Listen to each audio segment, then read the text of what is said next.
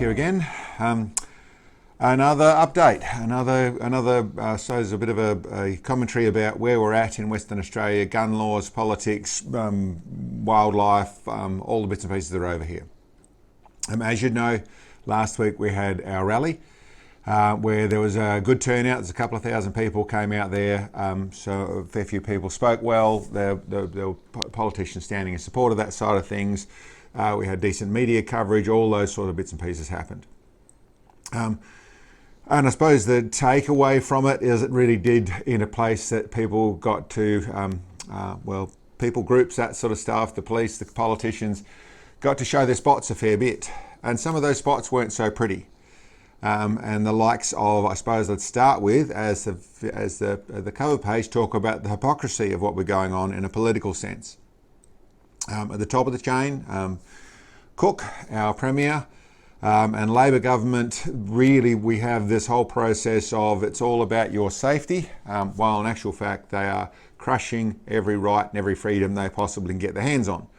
If it doesn't suit your takeaway coffee down the shops or down the local cafe, or the world that fits inside the paved streets and the neat and tidy suburbia and inner city, then they don't really care about it, and they made that pretty clear. So it is definitely down that road of police state in so many different shapes, forms and fashions.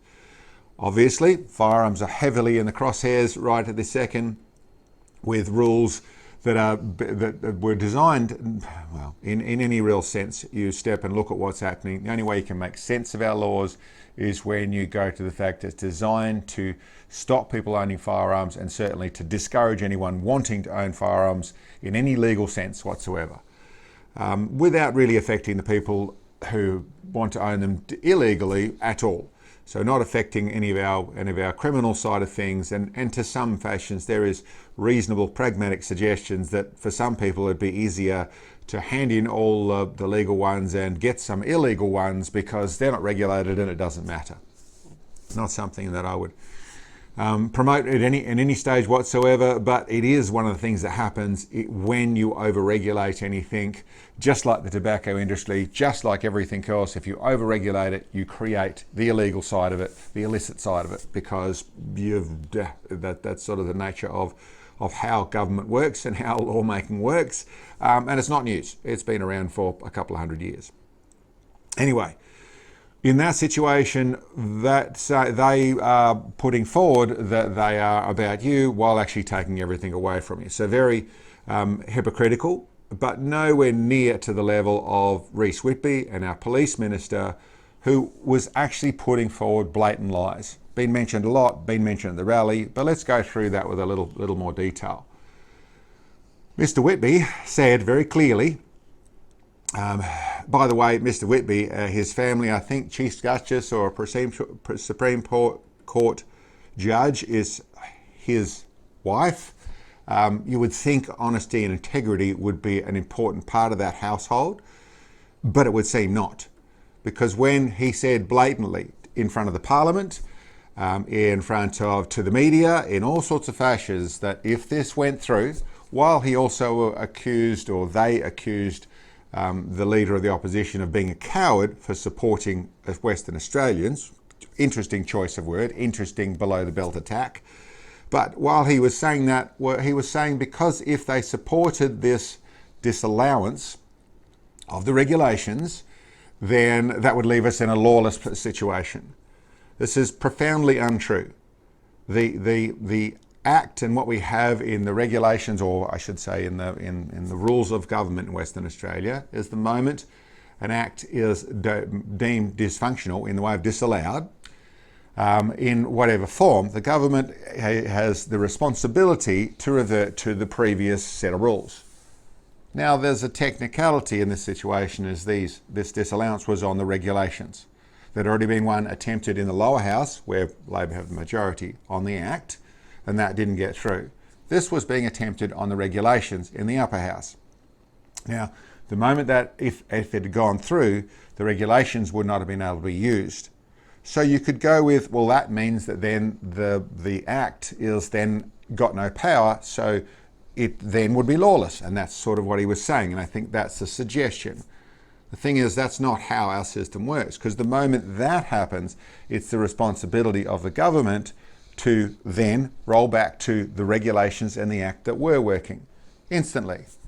Of course, they could have done that. They could have said, we're not doing that, and left it lawless, but that would not have been the cause of the disallowance. That would have been the cause of a decision made by our government. So in that technicality of hiding behind, they're still putting the government central to the crosshairs of the problem.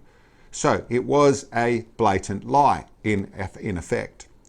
It's also moved into the lie of saying, in reference, and it depends how you interpret what he was saying, is that if they did that, we would not be able to take firearms, the police would not be able to take firearms off the criminals, off the bad guys. Because in the way of domestic violence orders and in all forms and gangs and bikie gangs and that side of things. The old Act would let you do that just as much. So if he was talking about going back to the old Act and doing that, well, that was inaccurate. If he was talking about the previous statement of it would be lawless, well, only if the government made it that way. So these are quite profound inaccurate statements too, and really right in the world of blatant lies. The other bit in his statement, he made that he's working with responsible gun owners. Largely, Mr. Whitby meets with no responsible gun owners.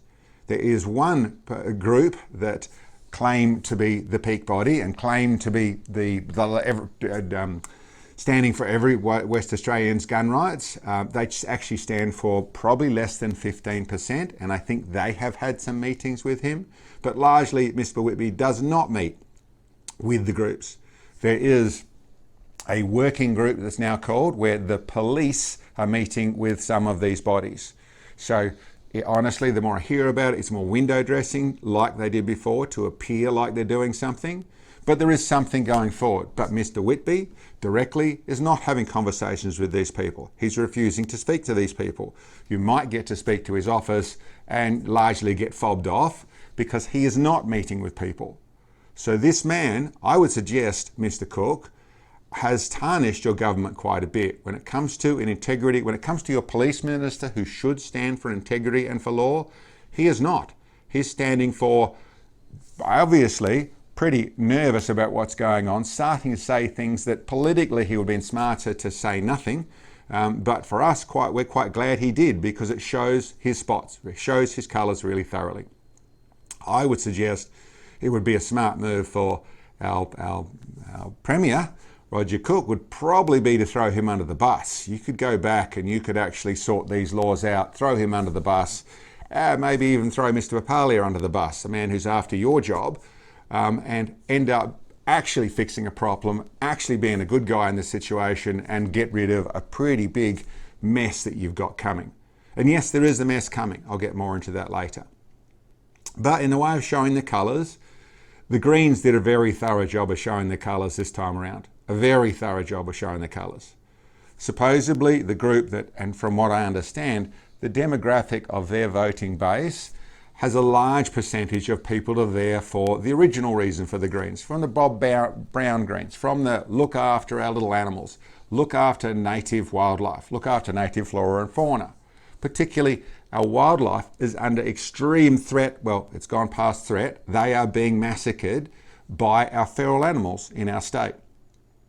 And our Greens, they were supposed to be there for them. They threw them under the bus. They also said, and part of their statement and part of what they're there for is to hold the government to account. Nope, not in this situation. They 100%, they're the only reason the disallowance didn't go through. The sole reason was the Greens are in Roger Cook's back pocket. Whatever he paid them, whatever he did for them, it was worth throwing the animals, throwing basically their principles under the bus. So they're in a lot of trouble here too, in the way of their voting base, and we're not going to let it go. We're going to make sure people know what they did. What they did for whatever it is they won out of it, more power, I suspect, but certainly when it comes to holding the government for account, they did not whatsoever. And when it comes to our native wildlife, and I'll get into what people don't seem to understand in the other than the choir group, our native wildlife is being eaten by feral animals. Feral animals are something that are very hard to control, to keep back, to keep at bay. Very, very difficult. the likes of baiting, which our government likes to do, that kills just about as many of our wildlife as it does of the ferals. What happens is they eat it, they die, then the crows, the hawks, the eagles go and eat those animals because that's easy prey for them to get. They go and eat those animals and then they die of that. That's not a supposed reality. That is reality. When they go and check these animals that have died, and they go and check their stomach in what's in their stomach, the ingredients, they tend to find the same poisons that were used to kill the feral animals. So it's not a great idea whatsoever. The likes of government trying to do their helicopter shooting or all that sort of stuff, these animals are far smarter than that, far more cunning than that, and the only way they've been kept at bay is by hundreds, if not thousands, of what's called recreational hunters, and these will be some people that live in the suburbs that don't have access to a property otherwise in the way of a full property letter, in the way of going farming, that sort of things. They would have bought their property letter, and then which is all terrible, but those same people would go out to the right places, whether that's and I don't know what areas that they go through, whether that's the edge of national parks or that's on properties or wherever it is, to try and find where these ferals are. Tend to find out whether you can actually get a reasonable number of them and then go through and stalk and actually hunt them. Takes a lot of effort, takes a lot of manpower, and it's using technologies like night vision and things like that to be able to spot these animals out there, particularly cats and foxes. Cats are very, very cunning animals. They really know what they're doing. They are an apex predator. So to go and get those, it takes a lot of skill, takes a lot of people, takes a lot of effort. And yes, it takes those terrible people that have a firearm in the suburbs of the city or in country towns or whatever it is, so you don't want them as your neighbour. Well, they're actually protecting your animals. So those people there, that system there is hard to beat. And without it, the ferals are going to win.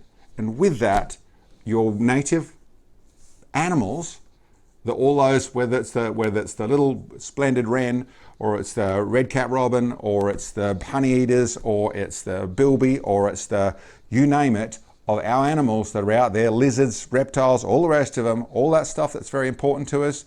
As the feral population grows larger, they need more food. They literally eat hundreds of thousands every year, if it's not millions every year, of our native animals. They're going to get worse. They're going to, ultimately, yes, they'll die out. Once they've eaten all of the wildlife that we can't replace, then the ferals will die out. Then the numbers will settle back down. Well, that's just after they've started to come in and eat your pets in the suburbs and the outer fringes of town, because that's going to happen too. I think in places that's already starting to happen. So, super important thing, super bad thing the Greens just did, and it's something that we need to lean on and make sure people know. Because you're not going to have those seats next time around, guys. You're really not. Maybe it's for you guys, you want to fix that. Maybe you, and this is where I'll get into part of the planning or part of the structure that we got in place. The likes of the disallowance, it can happen again. There's no limit to the amount of times the disallowance can happen. The request for repeal, I don't know where that comes from, but these are things that our government and our members of government in the way of the opposition side of things can actually put forward. So pressure from us, waking up Australians, which is good to see. More and more West Australians and Australians are waking up, and this is a place to put pressure on them. This really is a place to put pressure on them. So there's lots more I could talk about. I won't go on. I'm sure we're all on the same page here. What I'm trying to say out of that is listen, there is a way forward. This isn't give up. Yes, for those people that really hung the hat on the disallowance motion and we're hoping that's all it is that we could do, no, there's a fair bit more in play. The e-petition that Mr. Dave Finney put forward has turned into where it's now time for him to go through and writing in the submission to go through and explain it, give him more details, and there's a committee to look at and see where it is. And he's going to do that very thoroughly. That's asking advice on people, that's asking legal advice on people, making sure that we put forward something that not only is trying to put some power to the government to have to listen, but this is also something that when it can be, and that's after they have looked at things, there's a process the government goes through that looks at it, is that it will be shared. So we can use that and as long as that's written thoroughly, pointing out the legal situation that the government's in, pointing out the process thoroughly. It's only a two-page submission, so it's got to be very concise in what it's writing, but that is also turns into something where that will be shared with everyone. So where the government has avoided obvious things, it's not a grey area, it's not like other operators where this is all secret squirrel stuff. No, this will be for everyone to know, and the government will know what is said. So that is in play. Like I said, there's the likes of disallowances, there's the likes of the various processes where the government still can take a step backwards. So pressure from us is really important in the way of how we do things as a community. And that is, when I say us, I'm always talking about you too. We all have to do this. The us isn't a group that's going to, or a champion that's going to do this for you. The us is you stepping up and working out to be part of it. More and more people are waking up. So from all sides, from all camps, and that's even the ones that have abstained from things and pushed back against rallies and things like that. Just because your hierarchy's doing that doesn't mean you got to do that. We understand very much that this is just starting with guns and it's going elsewhere.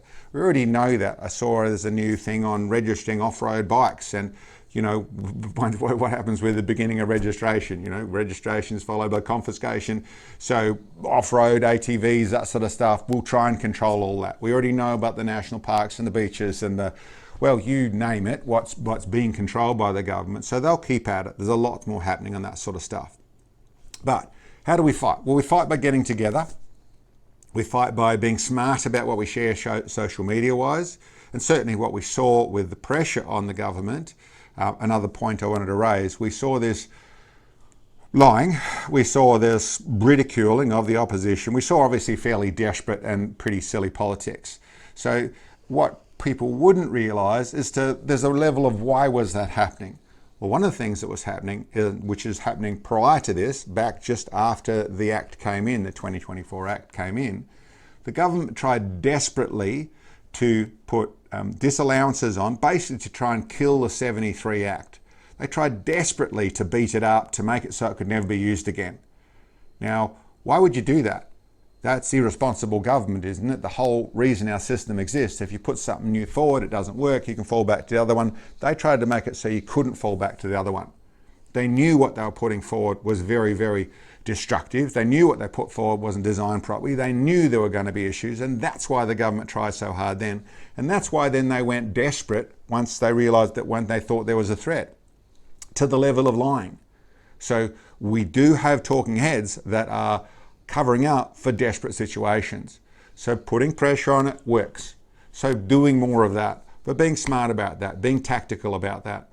One of the things that I would like to see from you, and from every way, in every fashion I can, is both the content of what's going on with our animals caused by the ferals. So actually the physical evidence of what is actually happening out there. Now that might be on your dairy farm where you've had calves attacked, where you've had cows attacked, birthing cows attacked. That might be on your sheep property where you've had lambs eaten by all the different ferals, that sort of stuff. And what I'm actually asking for, and that I was also obviously in our native side of things, whether it's shots of foxes with animals in their mouths, or it's the half-eaten, or in some cases it's the I saw recently an image of a scientific report of the intestines, what a feral cat had been eating, and I think there were wrens and bits and pieces inside there of our native fauna, so of our native wild animals. Putting forward that sort of stuff with some, and I'm actually talking about sending to the likes of me, to the likes of Dave in the way of emails. You have that sort of stuff out there, or someone who wants to do this and collect this.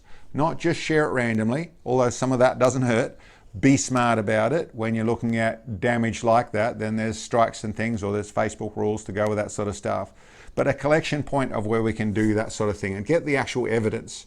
It's one thing to say this is happening, but in the middle of the city where people might care about it, they don't know about it, and they don't particularly trust where that comes from. So actually where that information comes from. So actual information, actual stories of that, stories, written stories, take your phone out, take a video of what you actually see. You know, there are some pretty heart-wrenching sights, and not all of it is going to be constructive. But if we can get that information coming in, it's something we can use to protect their rights, our wild animals and our farming animals, our protecting our animals, and protect our rights. We both are in the same place in that place, and we're fighting the government and the people that think like the government do. How do we do that? Information is very powerful. And then they also would really like ideas and people who are able to help with sharing that process. There's obviously the social media side of things that are doing a good job in their place, doing that side of things. I wonder, the social media does tend to leave you in your pigeonhole. So it is in your feed what you see, and you don't see other stuff. And I think particularly some of the areas that we're trying to get to, some of where it is the likes of the Greens base, where they don't want to see what we've got. They've got their little world. So maybe that's, I don't know, a stall, an information stall in the Fremantle markets, or in some other nest of where the Greens base lives, to actually let them know they actually do care about the animals. And if we work out a way to put it forward in the right fashion, then we actually work out a way to put forward pressure on the Greens. Their demographic, their base does care about that. They pretend to care about that.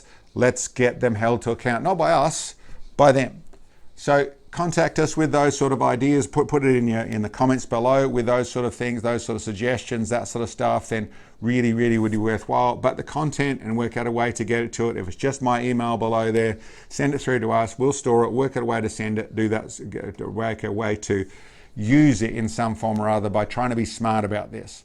Ultimately, that's where we're at right now. Being smart about this, using the tactics of the left. Pretty much, they're the guys that have been doing that sort of propaganda forever against the Conservatives.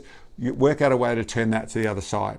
We are on the right side of this, and we will stand on the right side of this, as history sees it as well, where we're trying to protect our native Western Australia, our West Australian culture, our historics, and that includes the great men and women that have served for us in our country, and look after those as well. This all ties into the same thing. So I suppose that's enough for today. I would like to see some stuff on that road there in the way of the content, if we can get that sort of stuff. I would like some contact on people maybe they've got a lot better ideas on how to get the information to that. If we put pressure on Greens, they really need to look after what they reckon they need to look after, what they promote, and the integrity side of things with our government. You know, I even heard stuff about, I think there's contempt of Parliament, which if you lie enough in Parliament, you can be held account to that. So maybe that's something for the opposition. You know, there were blatant lies. Maybe actually some accountability for our politicians. That sounds a little bit like a sketch, doesn't it? Like a comedy routine. But that was very blatant. Very poor judgment on what they did. They could have said that better. Probably zipping it would have been better off. They didn't. They spoke really loudly about it, trying to fix something. And that, if nothing else, is going to drag through to next election. And that's part of our job, to make sure that side of things happen. So, and I would comment there, am I on the side of the opposition? No, I'm small party side of things, but there is another strategy here. If enough of the likes of the Liberal Party actually want to swap onto the side of where they stand for our values, then maybe it does get back to where that is the right next step. It's certainly something to consider as more and more of the Liberal Party start standing up for our rights. It's a good voting opportunity right now, but hey, listen, it doesn't mean we shouldn't use it. So anyway, it's a while away from the next election. All this stuff matters right now. Immediate pressure on our government and trying to get them to drop back into where they can. Maybe that's for Mr. Cook. Maybe, like I said, throw a couple of police ministers up under the bus. Oh, last bit I want to say, I just want to squeeze in there.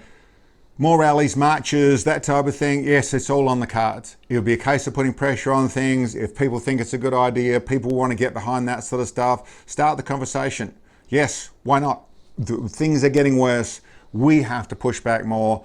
Anything we can do to wake more people up, anything we can do to put more pressure on a government that seems to not care is a good idea. Needs to come from the people. It needs to come from suggestions from you guys as to what you want to do, how much energy we can create behind it. Well, listen, like I said, I look forward to all your comments on that side of things. But listen, certainly don't give up, everyone. This is still in play. It's still in action. Anyway, that'll be enough from me. Thank you very much for checking in. I hope you liked the video, and we'll catch you next time.